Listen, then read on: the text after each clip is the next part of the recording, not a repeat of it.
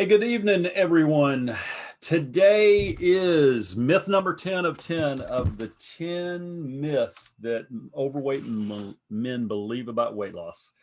My name is Alan Thomas, and I have Rethink Dieting for Men, part of Transform My Future, which is a website you are on right now, most likely as you're watching this. And, I've covered a lot of different myths over the last few days. And in fact, I'll kind of review them. I hadn't really, if you can tell, this isn't scripted. Maybe I should be, but this isn't scripted. But the 10 different myths. Myth number 9 was I have plenty of time to get my weight under control. Myth number 9. Myth number 8 was I cannot lose weight because my family buys and eats the wrong food. That's myth number 8, and that's a big one. Myth number 7, I cannot lose weight because I have trouble sticking to commitments. Myth number 7. That was actually myth number 7. Myth number 6. I cannot lose weight because I travel all the time, or you fill in the blank. Just I can't lose weight, but I have a good reason. So that's myth number 6. Let's see. Come back up here. I should have been better prepared, shouldn't I? But you guys hopefully will roll with me. And myth number 5 is it's just so costly to lose weight. Yeah, that's a big myth. Also, as I get older, it becomes more difficult to lose weight. That's another myth. Myth number 3, being overweight's a bad thing. Well, maybe it is, maybe it isn't. Myth number 2, I have to find a diet I can stick to for the rest of my life before I get started. That's a big myth.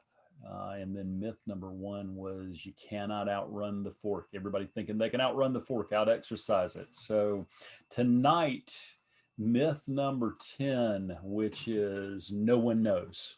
Now that doesn't make sense when you first look at it. You say no one knows myth number 10. But what I'm saying there, if you haven't figured it out already, is that overweight men especially believe that no one knows they're overweight. Now they may say they do, but they behave differently. So I want you to think about this, and speak from experience. I mean, and I tell my story every night, not to impress anybody, but just in case there's somebody that's listening that maybe is just about out of hope that they can ever lose weight, and their weight is holding them back like crazy. So what happened to me was in 2017 at the age of 55. I stepped on the scale and I saw 304 pounds staring back at me. And if I had looked down and seen 299, 298, 297, it would not have even had an impact. It would have been just, oh, okay, there I am. And I was morbidly obese. And but what happened that day was really it was a life-changing moment for me as I stood there on the scale looking at 304 pounds. Digital scale was the only light in the room just about. And when I looked down, I just said, oh my God, I'm 55. I've never met a man that's 65 years old that's more than 100 pounds overweight. 55 years old, 5'11", and 304 pounds is not a plan. And I knew it. Had been in the senior citizen life insurance business for a long time, for more than a decade. And I'd sat with hundreds of families, thousands of families, and, between the age of 65 and 85. And I had never met a man that was 65 years old that had more than 100 pounds of extra fat on him. And the reason was, I don't believe many of them are around. So it meant to me that I would be cutting my life short. It meant to me that somebody would probably marry my wife after I'd been dead a respectful amount of time. Some good-looking fit guy would come along and marry my wife, and I would and all these things that I wanted to do with my life, and all these things I want to do with my kids, and hopefully my future grandkids, whenever we have them. We don't have any grandkids yet. That somebody else would get that. Somebody else would be called dad. Somebody else would be called granddad. And so it really impacted me. It just changed the way I looked at things. And I ultimately, over the next week, publicly committed to losing 129 pounds in 260 days. Actually committed to 265 days and hit it in 260 days. And I don't tell you ever say that to impress you. I say it to impress upon you that it's possible. And Today, I help obese men overcome the weight that holds them back from living the future they're destined to live, because I believe that there's a lot of future in a lot of men that's covered up by fat. And I believe it with all my heart. And when I see guys getting free and they're doing something that they've never been able to do, but all of a sudden they can do. And it wasn't ever about the diet. Do you have to change what you eat? Well, heck yeah. You can't keep on eating little Debbie cakes all day long and lose a bunch of weight. It's not going to work. You've got to change what you eat. Do you have to do some exercise? Yeah, sure you do. But is that really the problem? I mean, I don't think it is. I had a gentleman on the phone with me the other day, and I get this asked a lot of times. What do you think is the best diet? And my answer is all of them. And he said, all of them? What do you mean? I said, well, I'm sure there's some bad ones out there, but the one you stick to is the one that works. So what's the answer? Maybe it has less to do with the how and more to do with the who you are and how you think about it. And because that was the case for me. So while I'm not a doctor, a nutritionist, a dietitian, a physical fitness expert, any of those things, I'm just a guy that figured out a way to go from 304 pounds and 175 pounds. And I've been in that vicinity for the last 3 years. So, when I talk about these myths, these are things that were me. But I talked to, I think I talked to three or four, 5 men today, 6 men, maybe it was, I lost count, that are struggling with obesity. I talked to them, and it's interesting. The answers that a lot of these men have are answers that I had. So I feel like I know these guys. The no one knows. It's like, think about this. Go look at a Facebook page of a man that's morbidly obese. There won't be many pictures. It's as though when I was obese that nobody knew about it. So it was like, I thought by that I could hide it somehow. And I'll show you a picture that really just totally jolted me when I saw it. And it's a picture of my wife and I when in this was about March the 10th of 2017. I'd weighed 304 pounds about 8 days before that. And this picture was taken of Angie and me at a business convention at an insurance agency that we worked with when we were up in Atlanta. I was in that suit, and I didn't feel like I was this gigantic guy. I mean, I knew I was way overweight. I knew this what the scale said, but I just thought it was kind of hidden. And when I saw this picture, I was like, oh my God, I don't look like I weigh 304 pounds. I look like I weighed like 500 pounds. And I don't say that to shame anybody that weighs 500 pounds. I'm just saying it was like the thought that I could hide that from anybody. I mean, I would do things like wear my clothes, big, which is hard to find big clothes when you weigh 300 pounds. I would wear dark clothes. I would wear black was my color of choice. This suit that I had, I still have that suit. And you go back and look at some of my videos, you'll see me putting that suit on over clothes. And it's wild. That was a surreal moment of about 3 or 4 weeks ago when I did that. But when I saw that picture of me, I'm like, are you kidding me? The guy's huge. And so no amount of dark clothing could hide that. I mean, I would go to the beach. We live a mile from the beach. Angie and we were there this morning. And when I'm at the beach, when I was morbidly obese, man, you would never see me with my shirt off. You would see me with a towel draped over me if I went to the beach at all, or with my shirt on. I thought I could hide it.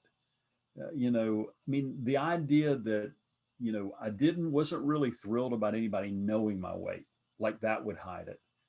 And in the thought that I would very seldom weigh, the reason I was so surprised at 304, because I hadn't been on the scale probably in a month, maybe longer. I don't remember, but I thought I could hide it. So this idea that nobody knows now, whether somebody knows whether you're morbidly obese or they don't know, doesn't really change things. And I think we all know that intuitively, but at the same time, when I talk to these men, and it's like on every call I'm at with men, that I'm talking to men that are that I'm considering them for my program. the conversation, if they travel in, it always comes up about the shame and embarrassment of getting on an airplane and needing the extra seatbelt, needing that extra extender, how humiliating that is. And I know what that feels like. But I also know what it feels like to get in the airline seat and the seat being so wide because I've lost all that weight, and the seatbelt, there's like this much extra room. I could give my, it was about the length, the extra room I have with my seatbelt now, the strap when it pulls over is about the amount of room that I needed when I would get in that seat with that seatbelt extender. And so, so many men I talk to, they say their weight is holding them back, just like mine was me, even though they behave as though nobody knows. They behave like when they hide and eat food that they don't want their wife knowing about, or they and they're doing it. If you don't see them eating much, I mean, it's just no secret how you get morbidly obese. I mean, you got to eat more. You have to eat more, and it doesn't come on one day. It comes on by a pound or two, and that's the reason that I think it was so easy for me to believe that nobody knew how big I really was and how embarrassed I really was about my weight, and how, when I walked into a room, I just felt like people looked at me, even though I thought I could hide it somehow. It was this thing of, it was like if I opened my mouth and said something, it was as though the people listening to me would just discount it because I was obese. They would say, he can't know anything. He's too, whatever to get his weight off. He has no self control. And so it's just a real embarrassing thing. So that thought that nobody knows, it's kind of on one hand, you're believing nobody knows, and on the other hand, you're believing that everybody knows. It's such a mind warp. But I want to say to the guys that are listening to this, and some of you guys watch this. People, you know, tell me they've watched my videos and stuff. You've got a strong stomach to watch my videos, but I'm just telling you how what I believe. I mean, I don't have all the answers. The answers, I promise you, you've got them. It's so cool when I see a guy. I mean, and I was on the phone with one of the amazing men that I work with, and he's been with me just a little over a month, and he's down like 19 pounds, and he's kind of beating himself up for only being down 19 pounds. Are you kidding me? He's doing phenomenal. I mean, it's so cool to see them take it win, and then to recognize that they are winning. And then when they're doing things that they've not done in years. I know one of the men that's been with me for over years, down more than 100 pounds, and he works in the defense industry, and he got up in this perch thing in this harness 200 feet above this battleship over the pyramid. Like my feet, I've said this, I may have said this on a call the other day, on a video the other day, my feet were sweating just looking at the video. But he was like, this is what the difference of that 100 pounds made. He can do his job. And you don't think that affects the way he walks into his home with his two kids, and and when he talks to his girlfriend, or when he communicates with other men. You don't think that has a big bearing. I mean, it's way more. When you know is your health important? Heck yeah, your health. If you don't have health, you don't have anything. But really, all these factors, they're so much bigger than what medication you're on, or what um, you getting winded, or because you're overweight, or all these surface things. I think those are really the surface things. When I talk to men that are struggling with intimacy, I mean, they're struggling with intimacy. They're struggling with you know relationship issues. They're struggling with this feeling of failure, this overwhelming feeling of failure, because they can't put down the fork. And it's a big deal. It's such a it breaks my heart, really. And when I see it, it makes me wonder, is for and I've talked about this before, but I believe if the enemy of God's people were, and I'm not preaching to you, this is just what I believe. But if Satan was out there to take men out, and he could do it with something as benign as a bowl of ice cream, times 1,000 bowls. One's not going to do it. Or the fried chicken or the French fries or the hamburgers or the pizzas or whatever. You could take them out with something as benign, something as innocent as a bunch of food. I mean, how covert is that? But that's exactly what's happening, because the men that I talked to, I know one of my guys today, he did a video, which was so kind of him, and he's he's free. I mean, he's still got some weight to lose. I mean, he's down 65 pounds, and but he's free. He's gotten out of this prison of obesity because not because I told him what to eat, not because we told him what to exercise to do, because those things are so small. Because of the fact that he figured out that the weight was always something that was this thought process, and that he didn't realize was this thought process, and he changed the way he thought, and then the weight started to come down. Did he have to change his diet? Of course he did. Did he have to change the exercise he did? Of course he did. Is he on his way down to his ideal weight? Of course he is. And so I just say this: if you guys are struggling, or if you know somebody that's struggling with their weight, look around. Out of every 10 adult men in America, there's 4 of them that are obese. And if a diet was the answer, they would already be thin. So if they're looking for a magic pill, I'm not the guy. But if you've got somebody, or you're that somebody that's stuck and really doesn't know what to do next, number one, be encouraged. Number one, know that you're created for more than your next slice of pizza. Will you have pizza again? Of course you will. Get over it. But know that you're worth more than that. Know that your value is more valuable than that. And if you really want to have an honest conversation, it'll be honest. It will be. I'll ask you questions you haven't been asked before, because I've been there. I know the pain of being obese. I know what it does to a man inside. And I've learned so many things from so many of these men that have come in my program. I mean, I had no idea that we were all so much alike, and it's so much fun to see them win. And it's like they exhaled. It's like they've been holding their breath. That's how it was for me. I've been holding my breath for 30 years or 20 years or whatever it was that I've been obese. And I was able to finally exhale when I realized I could do it. And then the way through the wilderness was much simpler than I ever dreamed. Is it easy? No. If it were easy, everybody'd be doing it. But if you want to get on a call with me, book a call at transformmyfuture.com/apply. That's transformmyfuture.com/apply, and book a call. Pick a convenient time. We'll take 45 minutes and see if rethink dieting makes sense for you, or if I can help. A lot of men, I just help. I don't. Everybody's not right for my program, and I'll tell them. I don't.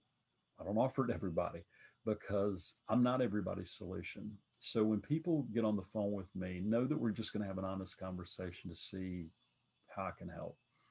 And if you haven't watched my masterclass at rethinkdieting.com, go watch it. I think you'll find it valuable. If you're somebody that struggles with obesity, while I'm not a genius, I do know something about being morbidly obese, and I know something about getting out of morbid obesity. And quit buying into all these myths. You can do this. I mean, you can do this. I would say that be encouraged and take some time, jump on a call with me, and we'll see if we can get you there to the solution. But listen, stay inspired and stay encouraged, but most of all, stay the course. You can get there. You guys have a great night.